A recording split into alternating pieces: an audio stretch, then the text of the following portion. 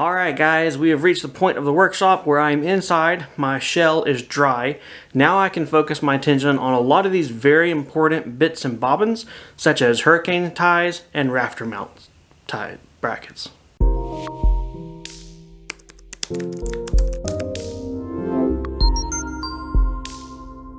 Hey everybody, Sam here. Welcome back to Samcraft. Welcome back to the next part of my workshop build, where I'm building this whole building that I'm now standing inside the building of building with, and bringing you guys along for the building of the building to become my next workshop. If you have not seen the previous videos leading up to this, there's a link to the full playlist down below. That same link will take you from here to the future for whatever ends up happening with this structure. Today is all about the technical bits and bobbins, these little metal fanciful little things that are honestly required and help hold the building together should you decide to go Wizard of Oz on the thing. Back when I framed up my workshop, several people pointed out that I forgot my hurricane straps, my rafter ties, whatever you want to call them, the metal plates that hold the roof to the walls. I said back then that I was going to do it, I was going to add them, I was just trying to get this workshop dried in. Today is the day that I follow through and make good on that promise to go ahead and install the rafter ties, hurricane ties, mending plates, whatever you want to call them. The thing that holds the roof down, today's the day. As I was framing up the workshop, I also used a couple of 2x4s as physical wood rafter ties. So I'm going to be using two different brackets. Here's a look at the first bracket I'm using. It's a more traditional diamond shape, and this one is super good. As you can see, this part mounts to the top plate of the wall. The rafter sits in this cradle, and it gets attached with screws on both sides of the rafter. Here's the other bracket I'm going to be using. It's a smaller single twist style. It is still a rafter tie or a rafter bracket. It is just a little bit different design. This one is a lot more expensive than this little guy. However, I have a lot of these left over that I've saved for about 6 years. If you know the timeline of my channel and things we've built, you might know what these were probably originally supposed to go on that I may never have gotten around to putting on. Either way, today is the day I get to use them, so I'll be using a mixture of these guys and these to hold the roof to the wall. To hold the brackets to the walls and the rafters, I'm going to be using these guys, some strong drive SD connector screws. These are specifically designed and approved for the use of the brackets in their application, and these are a lot easier than hammering nails in all the places. Now you can't just use any screws off the shelf. You're going to make sure you get approved, appropriately designed and engineered screws for the brackets to handle the load and do everything correctly. But don't worry, these guys are found exactly where you get the brackets, so it shouldn't be that difficult to find. You can buy nails if you'd rather, but I like the control I have with a screw and a drill versus hammer town and nailing everything up there, and, you know, personal preference.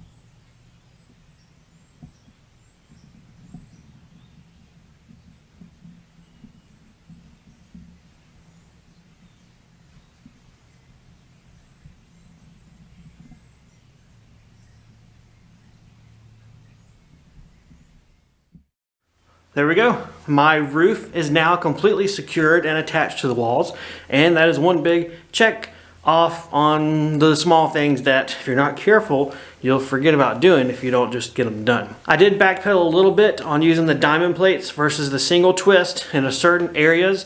That's because I plan on adding 4-foot deep storage lofts to both ends of the workshop.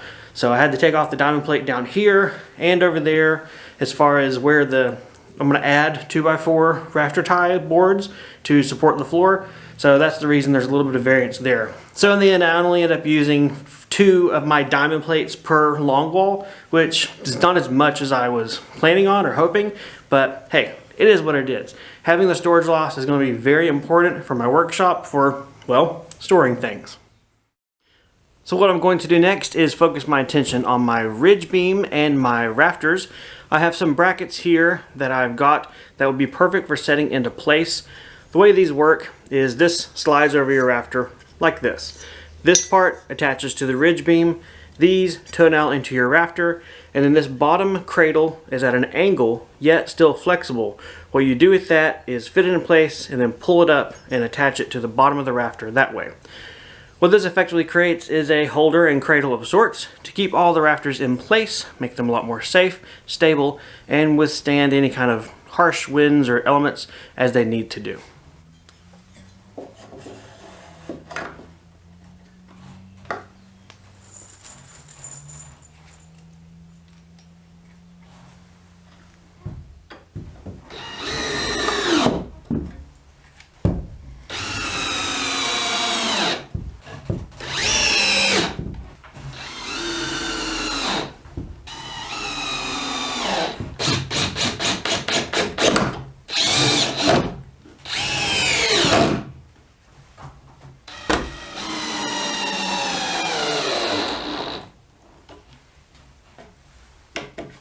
Nice.